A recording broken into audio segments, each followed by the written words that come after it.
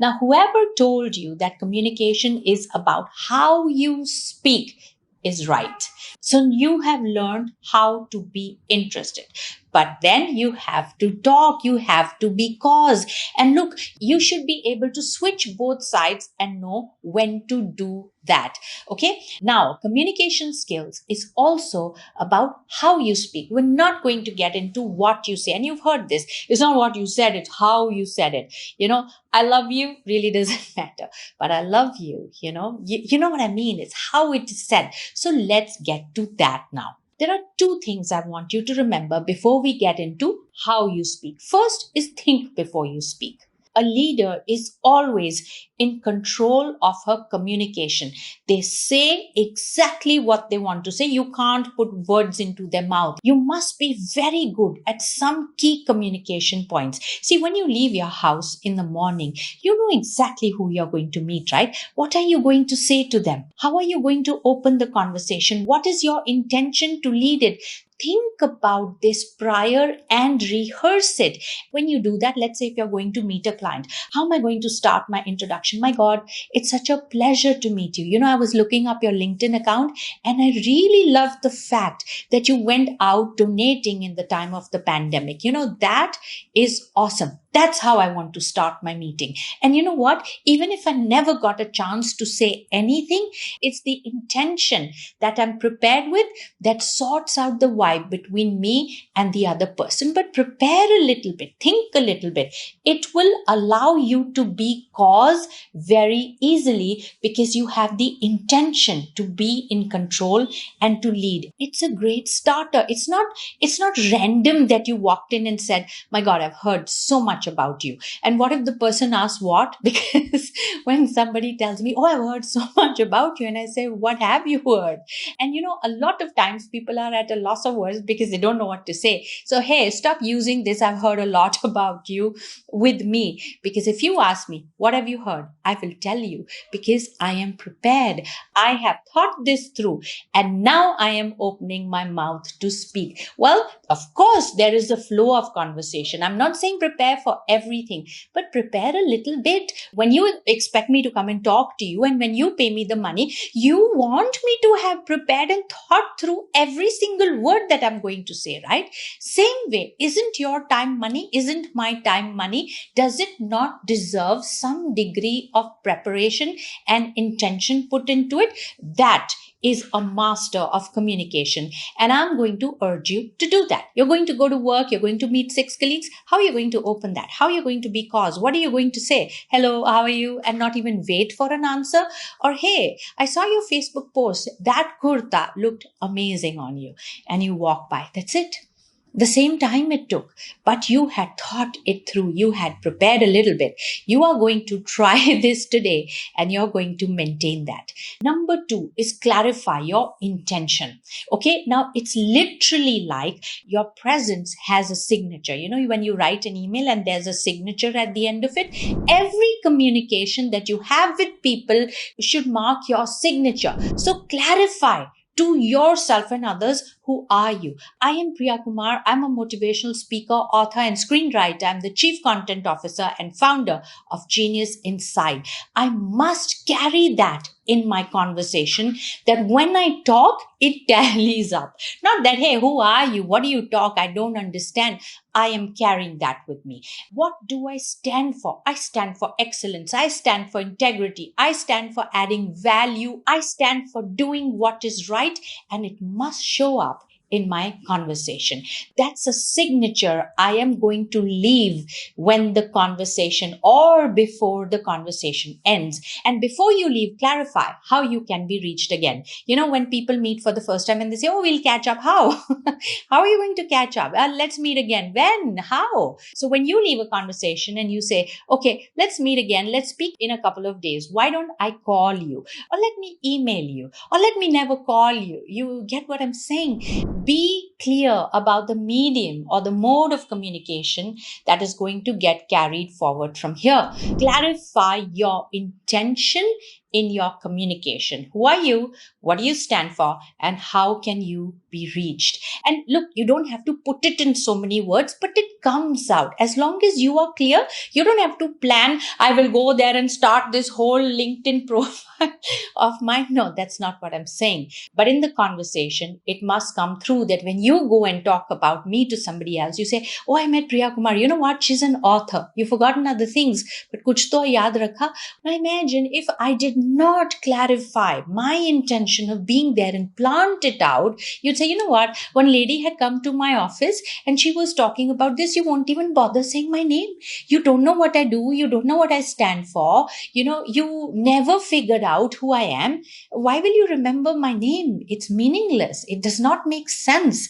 And if you remember my name, is because you know who I am, is because I have made the effort that you know it. Get it? So get into the habit. Think before you speak and clarify your intention. That's going to be a part of your playbook. Now let's get to how do you speak? So let's look at the physical aspects, and let's first come to the first most important point is volume. Have you heard people who talk so loud? My God, it's so irritating that, there are times when you even put those ear pods in your ears and you can still hear them talking. And no matter how much you may try to confront them and say, dial down and so on, you say, no, my voice is loud. Hey, nobody was born with a loud voice. You talk loud. All right. Probably you live in a very big house and your rooms are too far apart that you have to yell at each other. Or maybe I don't know what. All right. Now, do I have a loud volume? How will I ever figure out how many times have people told me, speak a little softly? If I have heard that even once, I am too loud. It's irritating. People do not like it. Now, what about people who talk so softly that you lose interest, that you're guessing? And how many times to say, I can't hear you? And you know what? It's really terrible that when you are sitting with somebody very important or very senior, he's loud, you can take it. But what if he's very soft? You can't say zor se bolo, dial up and so on. Now you're filling in the gaps. You're assuming what the other person is saying. Not great communication. All right. Now, what your tone should be is it should be enough to reach the person. Make the effort to say, am I too loud? There are many times when I am talking and the and the person on the adjacent table looks at me, and then suddenly I get the cue and I ask the person, do you think I'm too loud? And they say no, politely, but then I dial down my volume. Okay, make the effort to ask, can you hear me? If you see the person straining a little or losing interest, ask, can you hear me? Dial up. And it's okay to say, am I too loud? You find a balance and be very careful on feedback, that what people are telling you about your volume. Number 2 is speed. See, I'm the kind of person who talks very fast. Okay. And there are people who talk like, a fast train non-stop. I'm like that. Okay. But these are also people who think fast. If I start talking slowly, I forget. I go blank because the thoughts have gone ahead and I'm like thinking, where did it go? What was I thinking? In fact, every time I have tried to talk slowly, then I pause for a long time and say, what was I saying? It's okay. Speed is not a problem. All right. There are people who are so calm. They talk slowly. Not that they think slowly. They are just calm and they are in track with their thoughts, in track with, whatever is going on in their mind. They just articulate it very slowly and you are interested. You're not getting irritated. See, with both these people, you are interested because they are making sense. Now, there are people who talk fast, but they are confused. They go from one topic to another topic to another topic to another topic non-stop. And you're thinking, when he pauses, I will run for my life. All right. Now that is not cool. That is a confused person. Now that's something you want to be very wary about. My speed, is it fast? How many people, when they had a chance to talk after my pause, exited? That means you talk too fast and you talk too much and you make no sense. Then there are people who are so confused. They talk slowly. They are not calm. They are just confused. They go on and on. And it just doesn't make sense. He kahan se kahan? What is he talking? He's so confused and slow. Well, take a good introspective look into yourself. Are you on the right track? Well, there is no medium speed. Okay. The speed of your words coming out matches the speed of your thoughts. And if you are slow or you are fast, as long as you have clarity, that's fine. But if you are slow and if you are fast because you're confused and you yourself can't remember what you started out talking, then that is a problem. And it may be a smart idea to get feedback from people close to you on where would you rate me on these 4 points. That's going to be a part of your playbook too. The next one is accent. You decide what your accent should be like. Your ethnicity is okay. I'm a Punjabi. And if you speak to people from Punjab who speak in English, they have a very typical Punjabi accent, like the South Indians have a very typical South Indian English accent, and so on and so forth. It's okay. But you decide what you want and then don't hold that as an inhibition. See, from a very young age, my eyes were set out into the world and I exposed myself to a lot of Western dialogues. I would watch English films. I would listen to English songs. I would listen to English speeches. I even studied German. I studied French. So when I travel, people tell me, you don't sound Indian when you speak. Hey, it's conscious. If you would have left me with my friends and with the kind of environment I was brought up in, I would speak very good English. It sounds like a fake Punjabi accent, but you know what I'm saying. So if your accent is an inhibition, if you feel, it's not really working out, take an online course. You decide how you want to talk. Like that choice comes when you take your phone or what kind of language you are selecting. Same way, what kind of accent are you selecting, and then be fine with it. Then comes articulation and modulation, voice modulation. Now look, first you fish out the examples. You go find people you are inspired by. I was speaking about Mr. Amitabh Bachchan earlier. His voice, his articulation, his voice modulation inspires me. And what I do sometimes is I pick people and I listen to verses. I listen to shero shairi. I listen to speeches. I listen to interviews and I'm intrigued by how he said this, how he spoke. Practice, and don't practice on one person. So don't just pick Mr. Amitabh Bachchan and start practicing, because very quickly they'll say, oh, you speak like Mr. Bachchan, huh? You're trying to copy him. Have an array of 10 people and practice and mimic and practice and copy and be inspired and practice. Then in this blend of following and practicing with 10 people, you will find your own unique modulation and articulation. Do that. I still do it. I listen to interviews, and if there is some line he says with a pause, I will pause right there, write it down, and say it in the exact same tone. Okay. And it gives me goosebumps. Of course, I'll never remember that line, but I have learned an articulation. I have learned a voice modulation. And this again is only upon your interest. I can tell you to do this, but are you really going to make the effort to find this, to do this, to make the time for it? Well, that depends on what your goal is, what your vision is, and what your purpose is. You can go dress in the best brand. You can wear the Gucci shoes and Prada purse and be branded from top to bottom, and then open your mouth and people run away. There are people like that. Oh my God, he looks so good and so smashing. Fir muh khola to say, okay, thank you very much. I don't think I'm even interested in who you are and what you do anymore.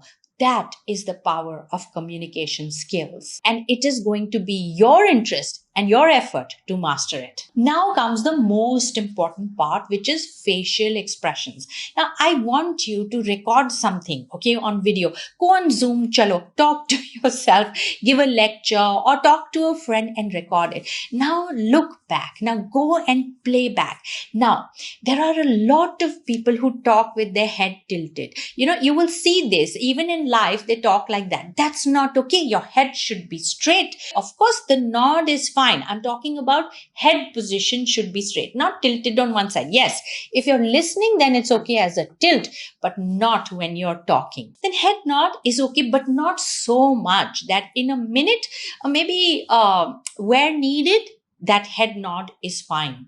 Okay. Now, head nod, a lot of people get stuck with only one kind of head nod. It should be all, left, right. Like they say that in India, the head nod is where the conversation is. Don't be that noddy. All right. You're not a dancer. So check, are you nodding too much? If it's okay, if it suits it, fine. But if it stands out to the point where somebody says, "Oh, are you Indian?" then there is a problem. Now, smile a lot. In fact, smile should be a feature in your communication. Did you know you can hear a smile? That even if the person didn't see you and you were on the phone, you could hear a person smiling? That is so cool. And any conversation that has that vibe of smile is a beautiful conversation. Practice that. Put on your Zoom. Now, talk. I went to school and it was so cool. You know what? You will start enjoying the conversation. Keep that smile plastered, but now you'll get it. Okay. In the beginning, it'll be funny because you're not used to it. But you know what? When you speak with a smile, you will be interested in your own conversation. And did you know a smile is contagious? You smile, the other person smiles. And what better way to create an environment of positivity? And what better way can there be? Just a smile creates an environment of positivity in communication, no matter what the topic is about.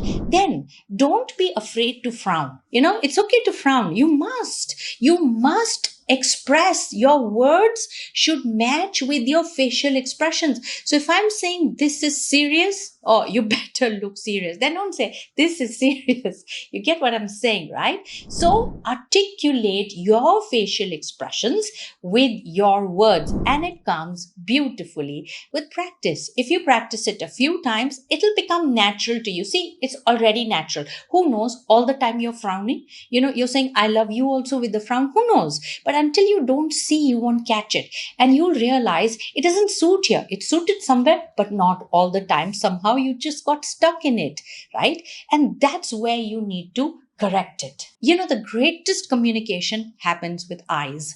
Okay. And be open to using your eyes in communication. Really. Okay. Use your eyes a little bit. I was so confused. I don't understand. You see the eye movement?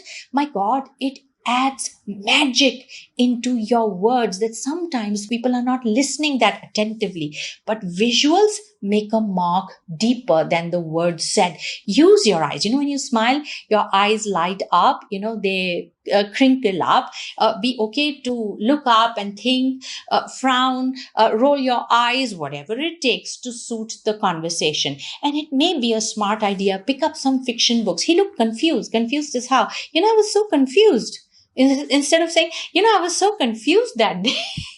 Come on, express it a little. I'm not even saying get out and act fully, but wouldn't that make the conversation so interesting? That the person, even when you pause, that person is still into you and saying, oh, it's over. Sometimes I have this live coaching and after an hour it's done with. And I say, okay, thank you very much. They're still there. And I say, it's over. And so many times in my workshops, I say, thank you very much. They're still listening. And I'm like, I'm done with. If you pay me more, I'll talk more. But otherwise, abhi itna kafi hai. That should be the level of your communication, not those confused people who are looking for a pause to run away. But if you can match your facial expressions to your words, where does that come from? Are you born with it? No. You learn it. And if you have come so far, you open the playbook right now, go to the suggestions I have made and practice. It won't take long. See, these are natural things. You will enjoy it so much that you will start picking it up in real life. You will find it in people. You will find it in places. You will find it in everything you read.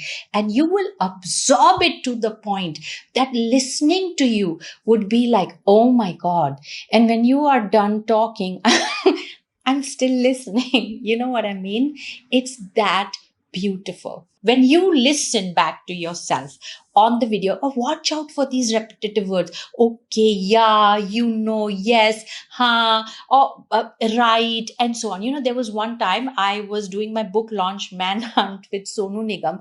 Do you know, over 500 times I said, I don't know what got into me. I was so nervous, perhaps. I was all over the place. It was the pandemic, and I did not want to delay the launch of my book, and the lockdown was just not lifting. And Sonu Nigam was so kind enough to launch my book. And whenever he comes in, it's like you're in this magnanimous presence, and already, I don't know where I'm going, what I'm doing. You know what I mean? When you're in the presence of a person who's a living legend in whatever it is that they do, it does overwhelm you. And I kept saying, it was appalling that my team asked me after that, are you okay? You don't talk like that. Chalo, wo to ek instance tha. There was one time after a workshop, one person comes in, tells me, madam, you said okay every 5 seconds. My God.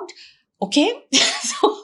So listen back to your words. What are the repetitive words you are using? That is a sign of confusion. That is a sign that you're overwhelmed. You're not here. You're not present. You're not prepared. You're nervous or whatever. Okay. But sometimes being mindful and conscious helps. So pick it up. Maybe it's a habit you have formed. And because you catch it, you can unlearn it very quickly. And plus, it's very irritating for the listener, and you will become the joke they will talk about once you're gone, and you really don't want that. Then look out for touching the face all the time and so on. I have seen people, and I'm not joking, who will start bursting their pimples and scratching and taking something out in front of you while they're listening to you or talking. There was one time this guy was bursting his pimple, and it was appalling. He was talking to somebody else. I was in the meeting. Then he burst it. Then he picked up a tissue, and now he's checking the blood. What are you doing? Don't do that. Okay. So if you have the habit of touching your face, or, outlining your mustache or your beard, and, like that, some people start face yoga while talking to you. Be mindful. Okay. These are all distractions, and these are all things that are going to lead to making you smaller, to making you lighter, that the message is lost, but this is all the person remembers and is going to do it in a communications workshop to tell you not to do it. Get it? Then you have to watch your feet when you're talking. Haven't you seen people tapping all the time? And while the foot is going on, you can see the vibration going on top. Sometimes it's both feet and so on. Look at your feet when you're talking. In fact, when you're doing this recording on Zoom or wherever, see where your feet are. Now I am short. So any chair you give me does not fit my size. So my feet are always hanging. All right. And by necessity, my feet are moving. Not that I'm nervous. Like if you come to my office or you come to my house, you will see a footstool where I put my feet because I can't help it. So I wear high heels, especially when I know I'm going to go somewhere, sit down and talk so that my feet don't become a distraction. Chalo, for me, it's a height issue, but for some people, it's a point of nervousness and you want to catch it. So putting your hands on your knees is to catch whether your feet are going to start this whole vibration business or not. It's distracting and you need to get control of it. And then there is this shifty posture. There are people who keep shifting in the chair and you want to ask them, do you want to take my chair?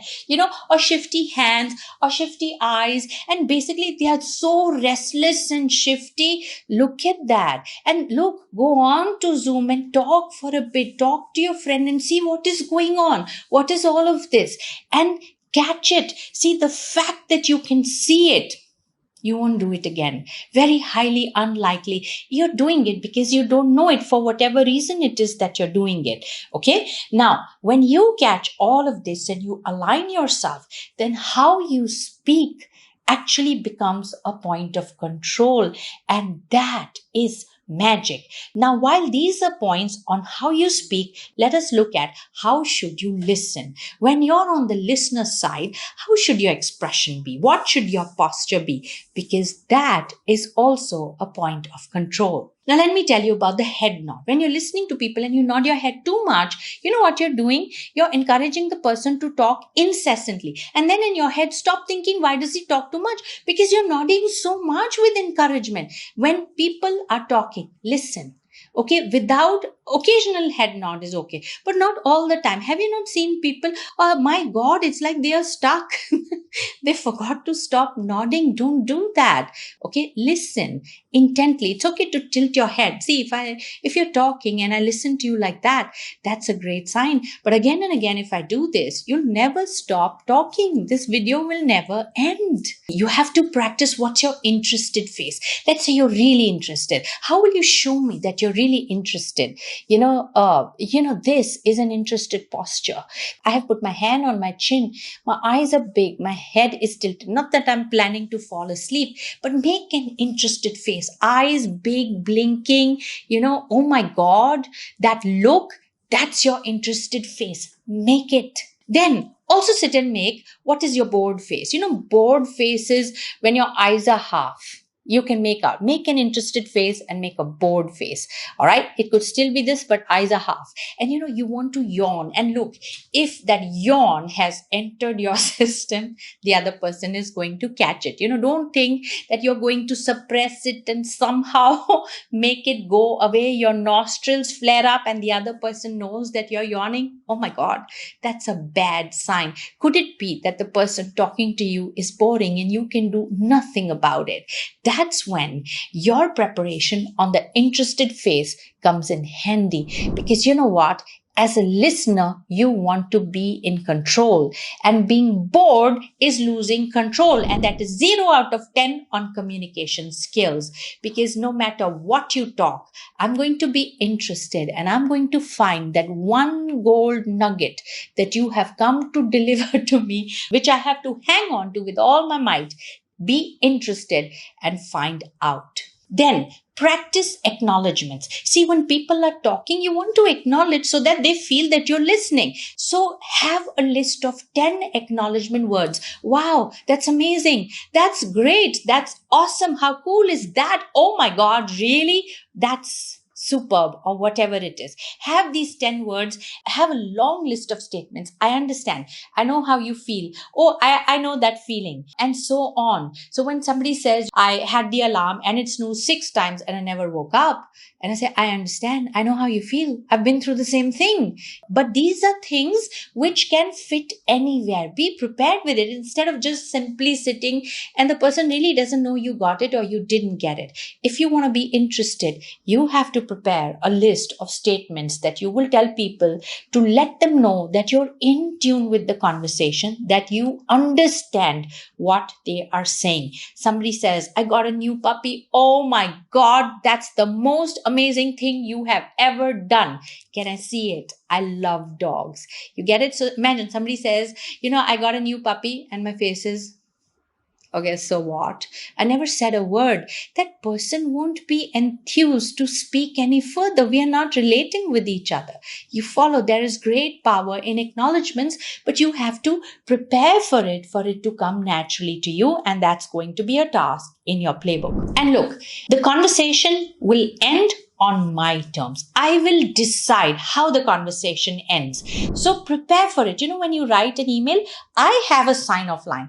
Wishing you a weekend full of adventure. Wishing you a great week ahead. Love, light, abundance. That's a signature I want to end my communication with. Warm regards, Priya Kumar. So how am I going to sign off from this little talk that we are having? You decide. It was so wonderful meeting with you. The way you speak is so inspiring. And that thing that you said about the head nod, that will stay with me forever. Thank you very much. So don't just say it was wonderful to meet you. Why was it wonderful to meet me? Tell me a sentence. Tell me one thing that you will take back. And you will only be able to tell that to me when you paid attention, when you were interested. And that is the highest sign off of a communication. You have ended on a note with a powerful summary that person will never forget you and what you told him in the end. He will go and repeat to everybody. He told me this, that the head nod really changed his life. And people will wonder, what is the head nod about? That's leaving an impact, even if all you did was listen. Now, all of this, is it going to happen overnight? No, but there could be a major improvement in a fortnight. And that happens when you get started. See, I've given you a lot of data here. Now, to apply it is going to be your game. I'm here to encourage you. I'm here to support you. And I'm here to see and monitor your improvement if you care enough to communicate with me. You can write to me. You can email me. You can call me. Maybe I won't answer if I'm in a shoot or something. You can WhatsApp me. I will respond later. But hey, stay in touch. So I really hope this helped. It truly will when you act upon it. So I look forward to seeing you tomorrow again. Until then, it was a pleasure speaking with you. I look forward for more.